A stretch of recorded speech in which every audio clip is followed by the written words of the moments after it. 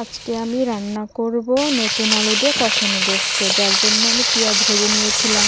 পেঁয়াজ ভাজি হয়ে গেলে তারপর আমি মাংসগুলো ছেড়ে দিয়ে মাংসগুলো ভেজে নেব। মাংসগুলো ভেজে নিলে মাংসগুলো ভেঙে যায় না, একটু শক্ত থাকে, যার জন্য ভেজে নিব।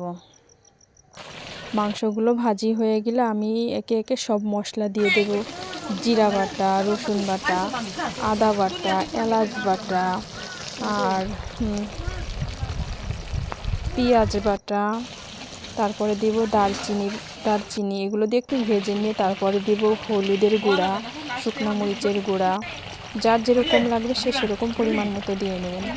আমি একটু শুকনো মরিচের গুঁড়া একটু বেশি দিয়েছিলাম। তারপরে মাংসগুলো এই যে কষিয়ে নিয়েছি।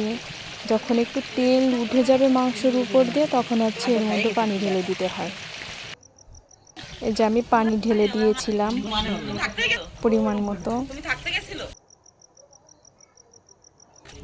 পানি দেওয়ার পর কি সুন্দর একটা কালার আসছে।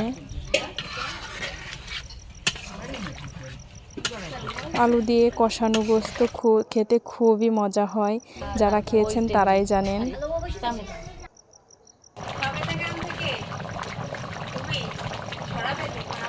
আমার মাংসগুলো প্রায় শেষের পথে রান্না।